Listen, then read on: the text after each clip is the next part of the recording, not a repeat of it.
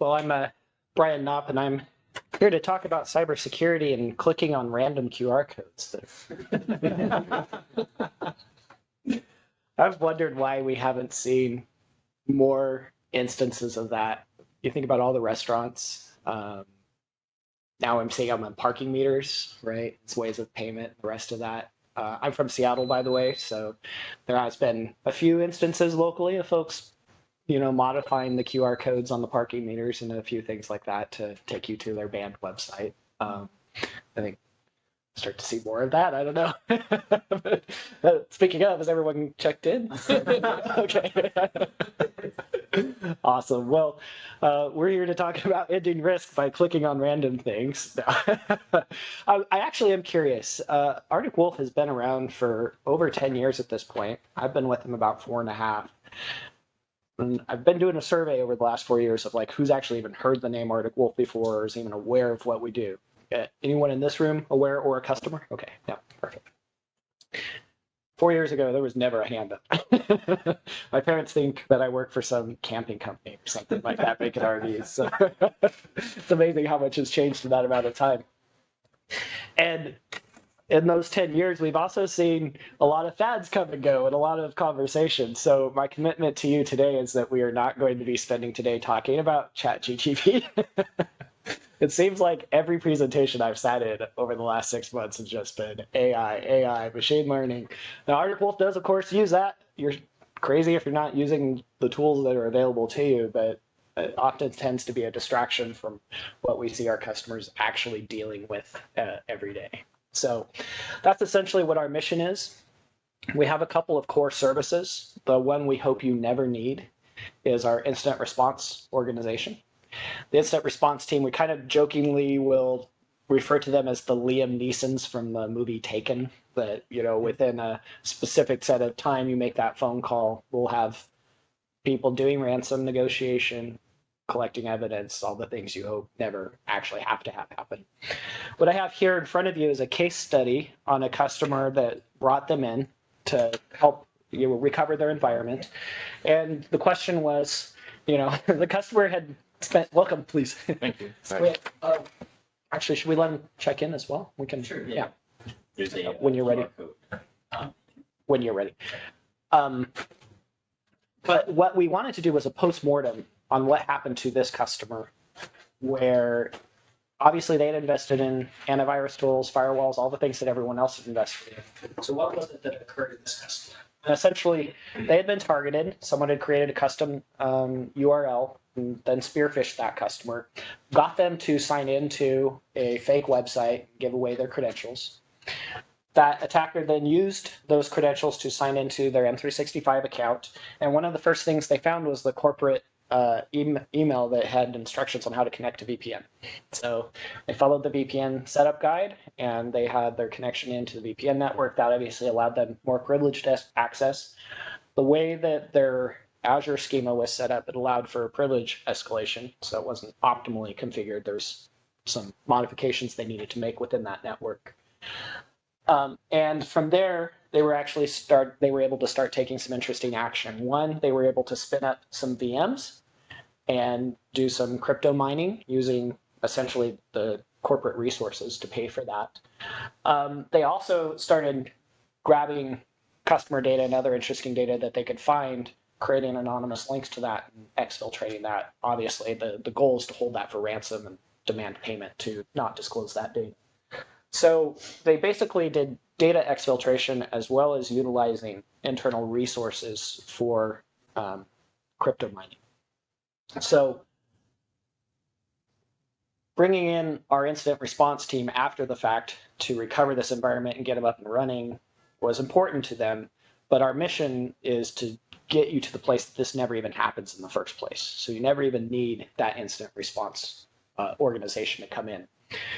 So over the last 10 years, we have looked at others taking different approaches, and you've probably seen some of these different products come and go over the years as well and get acquired and different things that have happened where we don't see a lot of integration between whatever a customer tries to deploy something, everything ends up being in kind of silos and isolated as well. And so there are two things that we wanted to solve for. We're now at a scale where we're ingesting data from our customer locations, over 5,000 at this point, that we're really seeing insane volumes of data that are coming into our SOCs. We don't outsource everything. We do all of our work internally. But what we're delivering to the customers is previously, if they had a security solution, it was typically popping up alerts, depending on the size of the customer, hundreds of thousands per day. And that didn't take a break on a Saturday or a Sunday or over Christmas. So what we're doing is taking over that monitoring, determining what needs action, what should that action be, and then getting back to the customer and helping them figure that out. So I'm going to give you a couple of examples of that. I also wanted to let you know how we've organized our services to get to where the escape hasn't already happened. We want to prevent that as quickly as possible. So in all instances, what we found was that it was always the user. Like in almost every post-mortem that we do, you can patch it, you can do this, you can do that, and it's true of physical security as well, right? You can put in all of the physical security constraints, and then someone's going to hold the door open, or someone's going to leave something unlocked. So well, the first thing that we found was end user training. Now, most of our customers were already doing some type of end user training. They were doing, subscriptions. They were doing self-led training, stuff that they built in-house. We saw all kinds of different things, but we didn't see it actually being effective. Felt like there was some areas to help there, actually making the training count and do something. Next piece was making sure that we weren't focused only on endpoint monitoring. Monitoring endpoint is important. It's definitely a critical aspect of it. But in this case, note that throughout this entire attack chain, the customer's own assets were never used. This was a remote attacker that did all of this. There was nothing that the customer controlled from an endpoint perspective that would have been able to help here. So we want to make sure that we're monitoring cloud. We also want to make sure that we're monitoring network, though. So that could be both on-prem, co-location, physical network monitoring. That can also be cloud monitoring of those network connections. What type of traffic are we seeing when remote contractors connect into our network? What type of traffic are we seeing coming across that? We also critically need to monitor Active Directory and identity. That's also just as important. In fact, I'll argue that identity in some cases could be more important. I'm terribly sorry to interrupt. Yes. Real quick, there are a couple of vehicles that need to be moved because they're blocking a big delivery truck at another company. There's a gray Ford pickup truck. 166-1139 is the license plate. Anybody? No. There is a Jeep, gray Jeep, I think it's a Cherokee, Arizona license plate. Any of you? No. And there is a Honda SUV, 7DXU 987. That any of you? Okay. Sorry for the interruption. No worries. Back to the program. Yes. And I know we had some other, anyone else need to check in that didn't get the chance to check in? Okay, perfect. Well, I'm glad that all of your...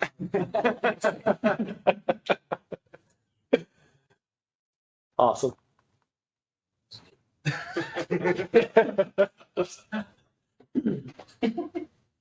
All right, so the last two, of course, are making sure that we're monitoring endpoint. Those are just as important as well. So the way that we go and implement this, we also realized the worst thing that we could do from getting positive traction is to require our customers to rip and replace. We can't walk in and say, okay, for you to utilize our service, you have to switch everything to Palo or switch everything to Cisco, or we can't dictate what solutions our customers are using.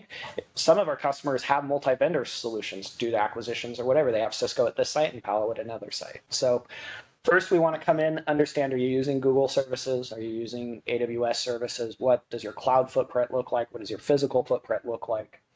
We bring everything needed, so we don't need our customers to have some type of subscription to Splunk or Logarithm or Sentinel or something like that. You can. If you're using Sentinel for automation or Splunk for application tuning or something like that, you can continue to use that. We're not going to interact with that, but we don't need it to deliver the service. The most important thing on here is the thin orange line, so it's not well illustrated. But one of the things we also learned over time, this happens to all of the big organizations as well. And talking about Visa or MasterCard, someplace like that, where you have your internal security organization. They see the way that you're being attacked. They have ideas on how best to stop that from happening. But then you actually have the operational side and the folks that actually have to implement that. And getting those two talking and agreeing and understanding what's happening can be a problem. We also learned the hard way too with call centers and, doing remote services like this. That's the worst part in IT. Calling in and having to explain your life story to somebody to get support every single time, like you're a goldfish in a bowl or something, it's terrible. So we wanted to solve for that as well. And so we provide, no matter which of our 4 services that you're using, all of our customers get a concierge security team. That's 2 named resources. Meaning if you're using our managed detection and response service, our core SOC service that we're known for, you're going to be assigned 2 people, and they're going to help you get up and running. They're going to do all the back-end tuning for you. They're going to do custom report creation and those types of things for you. We have a lot more detail on ways that they're going to help. But it also means that when you have a question about something, hey, I just heard about this exploit, or we just got handed this assessment from our insurance provider. We need to find this information. You're again not calling in to talk to someone randomly. You're used to working with these folks. You know them by name. Now, the 4 services that we have, as I mentioned, the one we hope you never need is that incident response. But should you need it, call us. We do have some customers that's how they start service with us day one. That's not our recommended approach. The second one is managed detection and response. That's where we're going to take over that monitoring piece. We're going to integrate. We're going to look and say, okay, look, we just saw that user click that phishing link, and it's not on an endpoint that you own. That type of information. The next piece then, what happened naturally is as our customers got used to using the service, first 90 days or so, they were providing a lot of detail. Oh yeah, that's our CFO's endpoint. That type of custom information that's really important to understand. Then after that, we tend to get pretty quiet, aside from the projects that we're working on. And what would happen is they would come to the concierge team with the output of their Tenable or their OpenVAS or whatever they were using to scan their environment. They'd do a pen test or something like that. They'd come to the concierge team with the output of that and say, okay, I've got 30,000 items on this list. Can you help me figure out which one's actually important and why? And that can be a pretty interesting exercise as well. So we bring the tools needed to help manage, scan your environment and figure out what's in there. But more importantly, that concierge team is going to help consult with you and say, okay, here's a 2 out of 10 that I think actually is more important than this 10 out of 10, and here's why. Then, of course, there's the end user training piece. What we found too was if we know the way that you're being attacked, we know the way that you're vulnerable, then who better to help shape that training curriculum for your end users? Because if you're not susceptible to phishing, why are you wasting your time training your end users on phishing? Maybe they're good at that, but maybe you're actually getting voice calls now at this point. You're in the DoD supply chain and something like that's happening, and you're actually getting impersonation events and those types of things. So the same concierge team pulls from the curriculum that we've built that's always being updated because things are changing. Every week there's new attacks and new types of things, and they're understanding your compliance needs and saying, okay, your users need to get hit with this training or that training. We do it in micro-learning over the year instead of making them do a whole bunch of stuff at the end of the year. We find that to be more effective. So with that then, as I mentioned, we're getting at a pretty interesting scale when you think, I love people always comparing to Google. It's like how many searches are happening in Google compared to the amount of data that we're ingesting on a daily basis from our customers. Now, keep in mind, this is only security event data. So these are just logs. There's no files or actual customer data that's coming into our SOCs. This is simply log data. So it's pretty crazy. We have an organization, Arctic Wolf Labs, that puts out an annual report, and they break down what we see across the environment.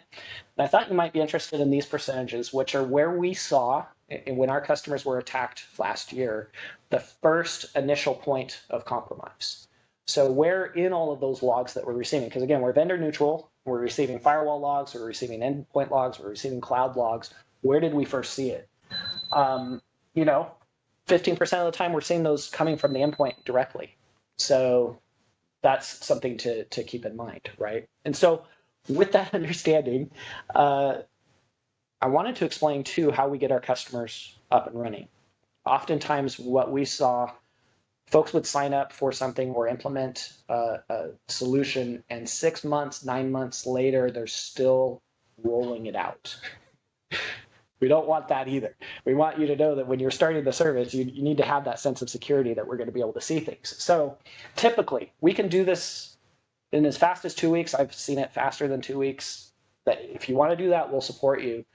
Best practice is more, we like to set a 30-day. We can go longer too. We can do 90, but I think the sweet spot's 30 days, where we go through and we understand where we're getting all your different log sources from. We understand what things are important, what's not important. We understand escalations. What things is it okay for us to automatically disable? What will get you fired if I automatically turn that off? Those types of things. From there, once you're up and running, we start what we call the security journey, because we don't want to only be reactive. Yes, we're going to be receiving the alerts. Yes, we're going to know that if an endpoint gets compromised, that's fine. But what can we do to also help improve your network? Note that we don't sell MFA solutions. We don't sell firewalls, right? So that's not going to be our recommendations. It's rather, what can we do to reconfigure what you already have deployed? You can see some examples here where based on your network, this will be customized to you, but it might be something like, we have some recommendations on how to harden your Active Directory schema, or the way some of these things are replicated. Very common one I've seen is we'll look at the DR planning and we'll note that the tertiary backup copies are being kept maybe in some cheap cloud storage somewhere, and those can be deleted without MFA authorization, that type of thing, which is often what an attacker will go for first. So we want to go through and set up some programs like that. We'll line this up, and we want to hold ourselves accountable. So you're going to be getting constant, we'll meet as infrequently as quarterly. We like to meet more frequently than that, but if you only want to meet quarterly, we'll do that.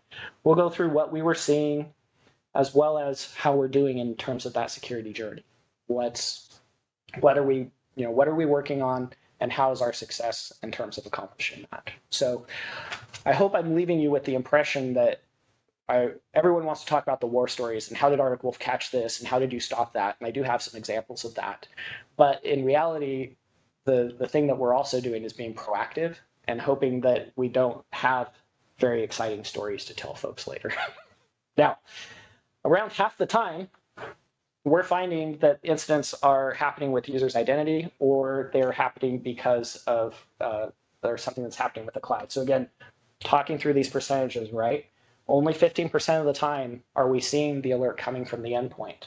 A lot of the time, we're actually seeing that come due to brute force attacks, MFA bypass, identity shifts, et cetera. So I wanted to talk you through the first example that we had was a customer having a very bad day. In this case, I wanted to tell you of a success story that we had where our customer was using our MDR service. Now, in this case,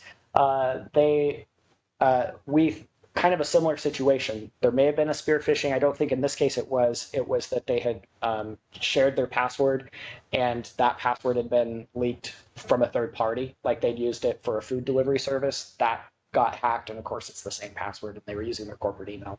So the attacker used that, and they were able to authenticate, but they started bombing that user with MFA pushes. So the user didn't understand why their phone kept going off, and they just silenced it. That then allowed them to log in. The first thing that we see, of course, is a login. Now, of course, this could have been, they're logging in from China or something like that would be suspicious to us. In this case, I think they were using a VPN to appear local. And so that didn't alert us. There was no geo IP fencing that stopped this. Rather, what we noticed was they started creating inbox rules. So again, we don't see the inbox. We can't read our customers' emails, but what we can see is someone just created a rule that deletes everything from IT, or something, in accounting that deletes everything that says remit pay. That type of stuff is very suspicious. So in this case, we also notice that they are staging something where they're going to send out an internal message, an internal calendar invite. Can you imagine if an all hands email went out saying all hands meeting in 20 minutes, here's the agenda with a malicious PDF inside of it that came from an internal Yeah, that was what was about to happen here. So we, of course, in this case, this was a high escalation. So we moved heaven and earth to get a hold of this customer. In some cases, we'll talk through where we can do containment, as I mentioned. In some cases, we're going to customize that for each of our customers. It's going to be a phone call. Which number does that call go to? Is there something that we can do proactively that you've authorized us to do ahead of time? In which case, we'll do that and then contact you to let you know that we've taken action. But the main thing I wanted to call out to was that concierge team at the end, because to us, again, you don't want just an alert forwarding service. That's not useful. You don't want to get a bunch of notifications that this happened. You want to have a conversation with somebody, and it's somebody that you're used to working with. So the concierge team can come in here at this point and go through those logs with you and say, what else were they doing while they were in there? Did they email any vendors? What else happened? And let's, do a root cause analysis and figure out how they got it in the first place. Now, the first thing that happened though was that user shared their password. So again, we keep coming back to the please train the users. That's going to solve your problem. It's kind of the important part. And again, that's the part that we focus on as well. We don't want it just to be a check the box, although that is important for compliance reasons. And so we do check the box, but we also want it to be kind of useful and not annoying. So if you want to see some examples of the training, I think they're pretty funny. They're lighthearted. So on that last, Yeah. 125. Yeah. Yeah, 125. Yeah. So they ran did the investigation. So you already determined at that point. Yeah. That's right. Were you waiting for them to activate their incident response, or were you using your incident response? Yeah, no, and that's a great question because depending on how you define incident, this is an incident, and we responded to this incident. And this is part of our MDR, our SOC as a service. We did not need to engage the true incident response team. And I'm sorry that we're using incident for two different things here. In our world, this compromise did not escalate to full incident in that we did not need to engage ransom negotiation. We did not need to reimage machines, that type of thing. So this type of response, including the follow-up, report generation, let's say the board needed a report written up or something like that and needed some data pulled, all of that is included in our MDR service, in our SOC as a service. So we do think it's funny when others will, because they're MDR, managed detection response. If you're not responding, if there's no R, then then you're just detection. So we did want to make sure that we were able to respond, not just detect. Now we do have it very clearly outlined in our terms, like what would happen if, again, maybe this wasn't caught and it did escalate where all the endpoints were now compromised and they were being encrypted and local data storage was being encrypted, at that stage where you need help with, although I will say this, I know of a case of a customer that was compromised in that way. We had limited monitoring there. Their endpoints did get encrypted. We still didn't engage the incident response team because in our agent logs, we could see the password that was used for the encryption. And so we just gave the customer the password and was able to decrypt everything. So we didn't need to engage incident response. So we're responding and engaging with the customer wherever we can deliver. Where you need the Liam Neeson team is when you need folks to come help you reimage, or you need help with ransom negotiation, or if you're going to go to trial. Like you need the evidence collected, you need chain of custody. It's a very legal process. This is more casual and ad hoc. And if we can help you in this bucket, that's what our goal is. And I'll give you another example of that as well, actually. I think this is another example of exactly what you're saying. In this case, we met with the customer. We gave them externally, we could tell that they had a cold fusion exploit. And we were concerned because that server was also touching their customer data on the back end. So we're like, if this gets tipped over, it's going to expose your customer's data. Now we have the capability, well, I'll pause for a moment there. They couldn't update. the customer said it was a customized app. They couldn't get budget. The vendor said it was going to be an insane amount of money to update it because of all the customizations that they had done. They had also hit their change control window, end of year. And so it was a lockout period. They could not touch the server until January. So we see week of Christmas, of course, an automated script tipped that machine over. We have the capability, through some endpoints, we can call through API. So if they had like CrowdStrike or Defender or something on this, we could have contained the endpoint through that call. This was running, this was behind a WAF, and this was running an antivirus vendor that I won't mention. So in that case, we also have a third agent that we provide that can also do containment in case the AV solution isn't working, which happens frequently. They didn't allow us to do any of that because this was serving customer data. And so if we took this server down, we were told that they would end the business for the customer. So we were authorized for 90% of their production environment to take those servers down. This was one on the list that we were not allowed to take down. So we called the customer, that was their request, said, your machine's been tipped over. And they said, yep, no worries, I have a snapshot, I'm just gonna revert to the snapshot. That first attack was automated. We could tell based on the different logs. The next attack, there was somebody poking around. And of course, because it was a snapshot, the same vulnerability was there. They were able to get in exactly the same way. So over the next 5 days, multiple hours of Zoom, and again, this is not an incident response. This is part of our core MDR service. We worked with that customer on how can we help here. We looked at the way that they were attacking. For instance, they're trying to harvest credentials. This machine doesn't need to be on the domain. Let's disjoin it from the domain so they can't get domain credentials. They were using PowerShell to do a lot of stuff. The application itself did not need any PowerShell to operate, so let's just remove PowerShell so that they don't have that tool. We just kept doing all these different things, and I kind of make a joke about this. To the attacker, it must have felt like Groundhog Day, right? Because then they would revert to a snap, they'd get back in, we'd be making changes, they'd be making changes, and it would run and run and run and run until it got too far, then we'd revert to the snap. We also had to help build the case to them to go to the board and say, you have to violate the change controls, because this is only going to go for so long. So it took 5 days to get board approval. They brought in the vendor. The vendor was like, okay, we'll start our 6-month upgrade process. It was frustrating to learn. It only took about an hour, and all the stuff about customization wasn't true. They were actually able to get that machine patched, and then that stopped the attack. I'm using this as a way of illustrating that we don't meter on the number of incidents, the number of exploits, the number of tickets, the number of hours, any of that. We don't cost on any of that. This is included as part of the service. If we can get you back and running from this perspective, that's what we're going to try to do.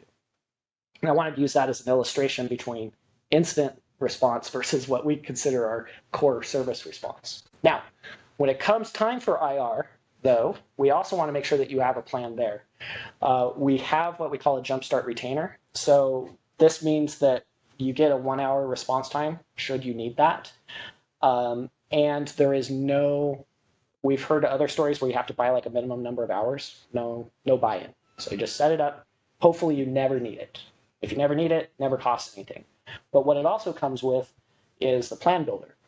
And this is something the concierge team goes over with you as well, because when you think about it, should you be in that situation where you're completely locked out of your environment? Your VoIP system, you typically don't trust. Your email system, you typically don't trust. People are using their personal cell phones. Do you have the CEO or the business owner's personal cell phone number? Most IT folks don't. So what we do is build up a plan and start saying, okay, should this happen, we're hosting this data externally. So passwords, access into cloud tokens, those types of things, we're hosting in a secure enclave offsite. So that should you end up in an environment that you can't log into your network, we can get you up and running from the IR perspective. And that's where we would engage the true IR from that perspective.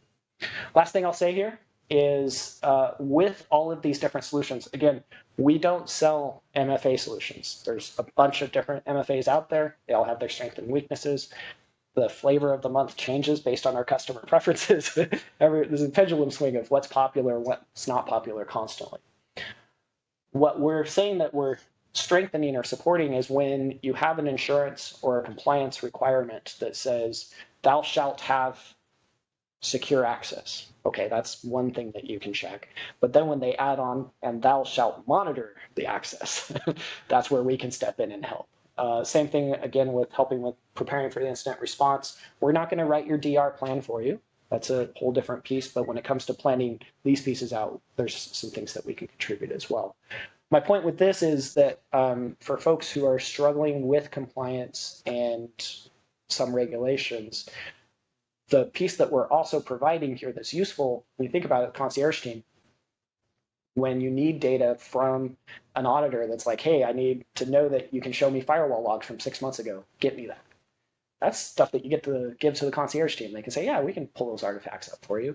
Or if you know that you're getting a HIPAA report or a PCI report that you have to hit every year, all of the different log sources that are necessary within that, they can custom create those reports for you and validate the log sources and create tickets if those log sources disappear. The auditors love that, right? Well, how do you know that these firewall logs are secure? We have great answers to all that. How do you know that the log sources didn't disappear? Because we would have escalated, and these are the processes we would have used to escalate, et cetera, et cetera. So no one likes dealing with those guys, but it's another area that I think that we contribute in that folks don't necessarily think of right away.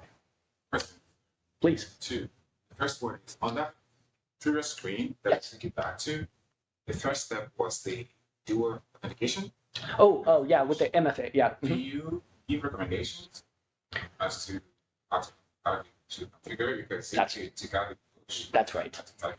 Yeah, and that would be part of what we would call that security journey. If we, whoops, right here.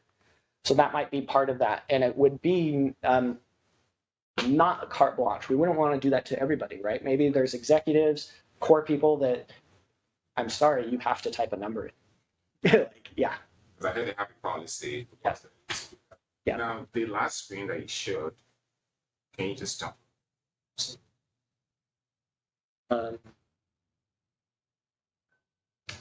Sorry. The current screen. Gotcha. Your last screen. This one here? No, the one that had. Oh, the insurance? Yeah. Here you go, here. That's right. So, the hardened device configuration. Yeah. Mhm. Solution. Do you use any specific for? Yeah. Option. Yeah. So CIS and NIST tend to be the frequent ones. Everything else tends to kind of feed off from that. Is there a specific one you're looking for? No, because I know some organizations prefer to use NIST, some Yep. prefer to use CIS. Yes, exactly. Anyone, or you tell them? No, the customer dictates that, and it's oftentimes what compliance they're under. Okay. Yeah. So healthcare will give me a very different answer from legal. Yeah. Question. So the beginning, like case study that Yeah.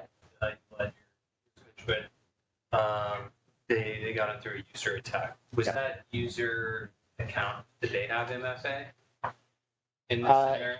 In that scenario, that user did not have MFA. Correct. Off the top, like this is may not have this number.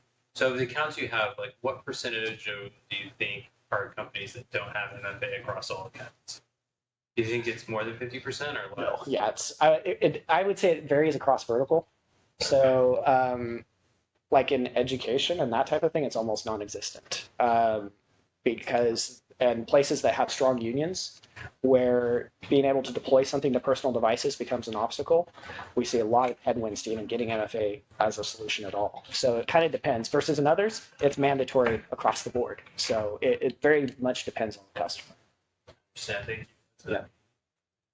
Think about how you could have like an organization or just a cultural dynamic, I guess, with Yeah. prevent you. Yep.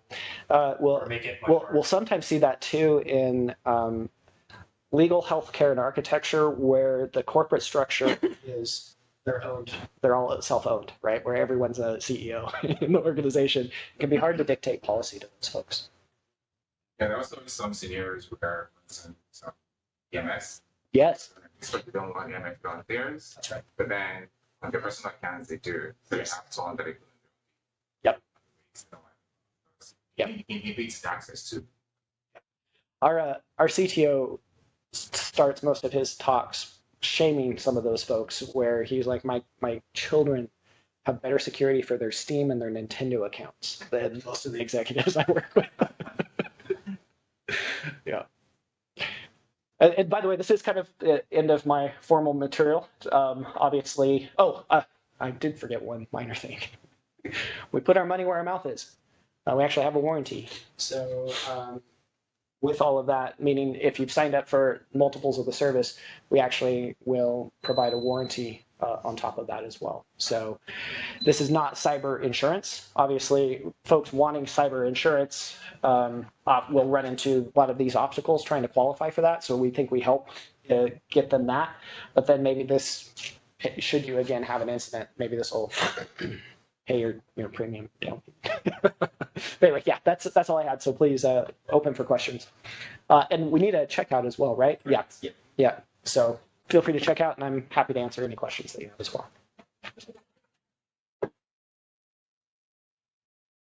And I should throw up a training example. I didn't think to bring one, but they're funny. Okay. Yeah, if everyone's checked in and checked out, we do have a little raffle prize for the individuals in this room. So that speaker up there will be randomly choosing a prize winner after the presentation. So Meaning now. well, we need to, yeah. Once everyone's Are we gonna checked out. ship it, or well, we were planning on doing it after once we received the stuff. Box is not Or I could just throw it up in there like a bouquet and someone try and grab it. But over the top. So, well, again, thank you very much for your time. We'd love to talk with you more if you have any examples of this. I think that's it. Question for you on the $500,000 to $1 million like, financial asset. Like, how does that break down? In like what case? Can you give examples of use cases where that money flows to a company? So I think this would be, well, it's all defined in the SLA and in the contract, but essentially, should incident response, to his point, that is very legally defined from our perspective. We are from a SOC, from an MDR perspective, we're supporting as much as we can. That's included in the contract. If we do need to engage incident response, first, we don't require the customer to use our incident response. There's other firms out there. So this would flow maybe to help with that, not necessarily to pay our incident response organization. Does that make sense? And then you can kind of see the breakdown. And again, there's a lot of documentation online that outlines this better. But essentially, you can see the breakdown where it might be ransomware, business email compromise, might require some type of either instant response or monetary pay. And there's we're paying an insurance provider to carry this policy. I don't know the T's and C's behind that. It's not something we're self-carrying, obviously. The two examples the provider, do they qualify for those? These would not need it. Yeah, because in those cases, there was no email exfiltration, right? Mm-hmm. There was not any ransomware.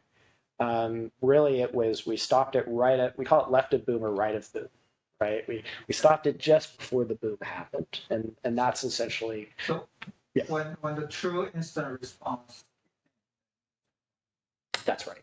Yeah. And when true incident response kicks in, if it's Arctic Wolf, there will be an hourly rate associated with that, because there's oftentimes, and there could be travel as well if that's needed. Right.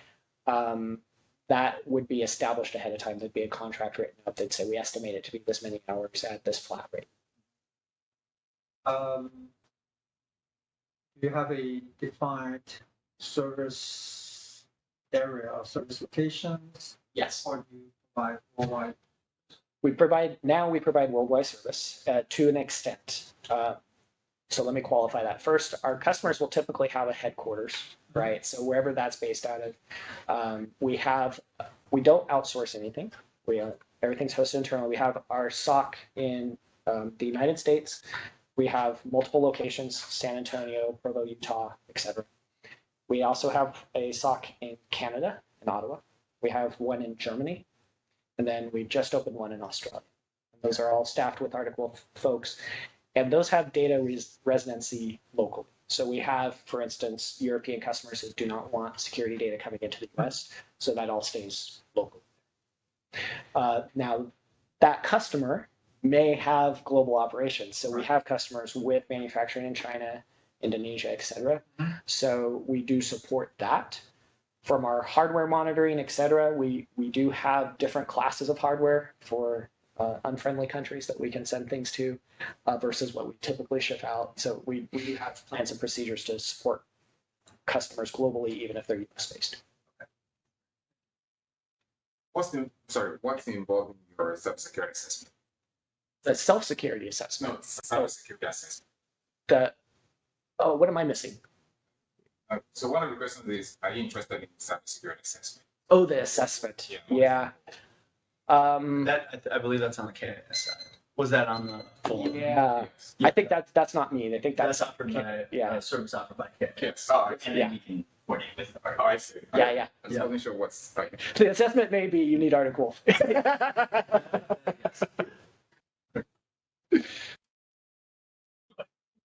Sorry, you caught me off with that one. I'm like, I don't know. What is that? Sounds cool. Well, great questions. Appreciate it. Thank you. Is that it? All right.